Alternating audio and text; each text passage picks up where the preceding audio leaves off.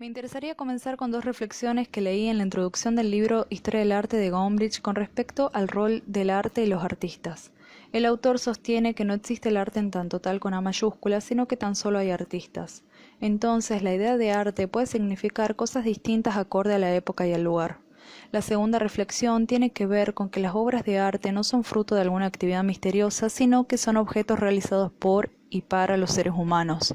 Muchas de las producciones artísticas que se encuentran expuestas en museos, galerías, en espacios legitimadores de arte, sea cual fuere, no se concibieron necesariamente para ser gozados artísticamente, sino que se ejecutaron para una determinada ocasión y con un propósito definido, que puede o no tener que ver con esto. De aquí surge la temática que escogí. Me gustaría centrarme en lo que motiva la producción artística en el transcurso de la historia del arte y en el transcurso de esta línea de tiempo. En la línea de tiempo que elaboré está dividida en las distintas etapas. En la parte superior están señalados los acontecimientos que marcan un punto de inflexión en la historia y suponen el fin de una época y el inicio de otra. En la parte inferior traté de sintetizar con elementos que consideré más significativos cada periodo. La prehistoria inicia con la aparición del hombre y culmina con el inicio de la escritura. Comprende tres momentos: el paleolítico, el mesolítico y el neolítico. El momento que nos interesa es el paleolítico superior, ya que aquí se da el arte rupestre y las Venus prehistóricas. Las manifestaciones de arte rupestre son muchísimas, pero las cuevas más relevantes son en Francia, las cuevas de Chauvet, Lascaux, Pechmerle; en España, las cuevas de Altamira, La Pasiega, el Castillo. Lo que me interesa resaltar aquí es el concepto de magia simpática, la idea de que lo semejante atrae lo semejante. Se establecen puntos de conexión entre el comportamiento de las tribus primitivas modernas y el hombre prehistórico. Se realizaban una suerte de ceremonias para controlar la naturaleza, transformaron la cueva en un lugar sagrado o santuario y al artista en un oficiante. Entraban en la profundidad de las cuevas para plasmar las representaciones, pero no vivían ahí, y esto ocurrió durante inmensos periodos de tiempo.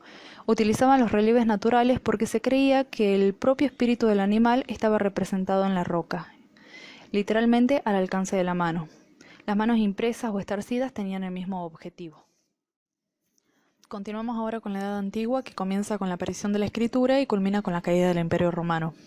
Comprende importantes civilizaciones. La primera que voy a desarrollar es la mesopotámica. La Mesopotamia fue una zona muy conflictiva, tanto en lo político, en lo social y en lo económico. Su historia es paralela a Egipto. Comienza alrededor del año 3000 a.C. y al igual que Egipto, sus ríos fueron fundamentales para su desarrollo. Estas culturas se dan entre los ríos Tigris y Éufrates y hay una división entre Alta y Baja Mesopotamia. Fue una zona de paso y eso provocó una diversidad, pero también hizo que la cultura se transmitiese a todo el mundo. Todo el desarrollo político, social y cultural de estos pueblos se pudo estudiar gracias a su conocimiento de la escritura. Esta civilización se basaba en un sistema político teocrático. Es por esto que las manifestaciones artísticas respondían a los intereses del Estado y el culto religioso. Más allá de su peso, la religión en Mesopotamia no tiene un desarrollo artístico tan importante como Egipto. También creían en espíritus maléficos y demonios, y esto sí iba a influir en el arte. Todas sus producciones fueron realizadas con una finalidad práctica, y esa finalidad era la continua exaltación del poder, con un carácter político y religioso. Las artes plásticas también tenían esa finalidad. No existe la motivación estética, por ello no se conocen los nombres de los artistas. Existen monumentos conmemorativos de victorias de guerra, que hacen referencia a las tribus derrotadas y al botín capturado. En Egipto, el papel desempeñado por las creencias influye sustancialmente en su producción artística. Los relieves y pinturas murales de sus tumbas nos dan un panorama de cómo se vivió en Egipto. El modo de representación egipcio es completamente distinto al nuestro. Ellos no priorizaban la belleza, sino la perfección. Tenían como objeto representar todo de la forma más clara posible. Es por esto que no tomaban apuntes de la naturaleza, dibujaban de memoria siguiendo una serie de reglas estrictas. Esta idea de representación también se manifiesta en el cuerpo humano. El arte egipcio no se basa en lo que el artista podía ver en un momento dado, sino en lo que él sabía que pertenecía a una persona o una escena.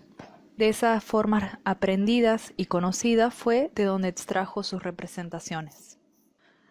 Cuando hablamos de Grecia, hablamos de la región ubicada al sur de la península balcánica. En cuanto a sus etapas, podemos distinguir la civilización cretencio-minoica, la micénica, la época oscura, la época arcaica, la clásica, la helenística.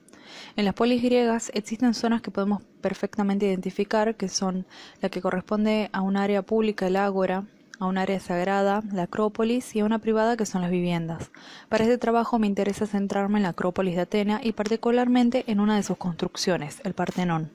Este edificio forma parte de un programa de construcción iniciado por Pericles unas décadas después de que la Acrópolis fuera incendiada y destruida por los persas en el 480 a.C. Los nuevos edificios debían ser símbolo de la victoria de Atenas y los griegos en general sobre la barbarie. En su interior albergaba la estatua de Atenea Partenos, ataviada con el peplo ático, con sus armas tradicionales, el escudo y un casco. El Partenón se destacó también por la riqueza en su decoración. La cantidad de esculturas que adornaban su exterior no tenía paralelo en el mundo griego. Ya que conmemoraba la victoria sobre los persas, sus esculturas ilustraban de un modo u otro las luchas entre el logos y el caos, entre la civilización y la barbarie. Entonces, a través de las metopas, los frontones, los frisos, van narrando sucesos que enaltecen de alguna manera la civilización. La estatua fue un regalo a Atenea. El Partenón se construyó para darle abrigo. No se construyeron altares para sacrificios delante de él. El templo no se pensó como un lugar de veneración, sino como parte necesaria de la ofrenda que iba a hacerse a la diosa. El Imperio Romano fue fundado por el emperador Augusto en el año 27 a.C. y duró hasta el año 476 d.C. Durante gran parte de su historia, su capital fue la ciudad de Roma. A partir del reinado de Constantino y con la división del imperio, la capital de la parte oriental fue la ciudad de Bizancio, Constantinopla. En el año 476, el Imperio Romano de Occidente llegó a su fin. Se considera este momento como el comienzo de la Edad Media. El Imperio Oriental, conocido como Imperio Bizantino, perduró hasta el año 1453. Con la caída de Constantinopla se da inicio a la Edad Moderna. En cuanto a las manifestaciones artísticas, el arte del imperio conjuga el carácter funcional con lo propagandístico. En general fue utilitario. Tendía a expresar la idea de Roma como centro del mundo y a exaltar el poder del Estado romano. Su principal manifestación se da en la arquitectura, tanto religiosa como civil. Otras manifestaciones son la escultura y en menor medida la pintura. Roma asume la herencia de la cultura griega, su estética, su refinamiento, su pensamiento.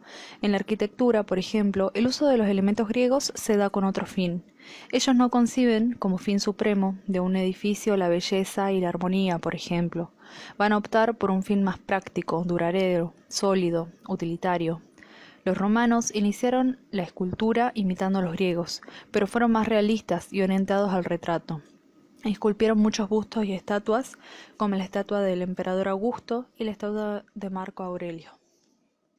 La Edad Media se desarrolló entre los siglos V y XV. La cultura clásica es sustituida por el teocentrismo. El mundo medieval estuvo dominado por la Iglesia, tuvo influencia en todos los órdenes de la vida. La Iglesia era al mismo tiempo el centro de la vida intelectual. Tenemos que tener en cuenta que estamos ante una sociedad con un alto porcentaje de analfabetismo, y es así como la Iglesia se va a valer del arte con un fin propagandístico, utilizado para transmitir sus ideas. En el arte destacan dos estilos, el románico y el gótico. También se dan otros estilos, pero estos se consideran los estilos predominantes en la Edad Media. El románico se extendió por Europa durante los siglos XI y XIII y se vincula especialmente con el auge de los monasterios. No les interesa representar el mundo terrenal, sino el divino, y es por esto que el simbolismo va a estar presente en todas sus producciones, tanto en la arquitectura como en la escultura o pintura. La pintura se da en el interior de las iglesias, trabajada al fresco con el fin de ilustrar y adoctrinar en la fe. Básicamente era una Biblia en imágenes, de carácter expresivo, narrativo y simbólico. Un ejemplo de esto es el Pantocrátor de Taúl. El Pantocrátor es uno de los motivos más habituales de la pintura románica. El estilo gótico se extiende entre los siglos XIII y XV y es un arte eminentemente urbano, que está vinculado a la construcción de grandes catedrales que querían representar el poder de Dios que se extendía hacia el cielo. Entendido como un fenómeno histórico, el arte gótico nace en el norte de Francia y se extiende progresivamente hasta convertirse en un estilo internacional, que adoptará distintos matices de acuerdo al lugar en el que se establezca. En la arquitectura se manifiesta una idea constante de estar más cerca de Dios. Es por esto que dotan de mayor altitud a sus edificios con la incorporación de contrafuertes y arborantes. Esta altura les permitió la desmaterialización del muro. Esto es la incorporación de grandes ventanales que dotaban de luz al espacio interior. Los vitrales son ahora los encargados de las narraciones. Todo esto no solo generó un efecto estético, sino también logró crear una atmósfera psicológica en la que quedaba resaltada la grandeza de Dios. Etimológicamente, renacimiento significa nuevo nacimiento. Lo que renace es la cultura greco-romana. Sucesos como el descubrimiento de América, la teoría heliocéntrica, dan paso al crecimiento del naturalismo. En lo político, social y económico se supera el feudalismo, dando paso al capitalismo.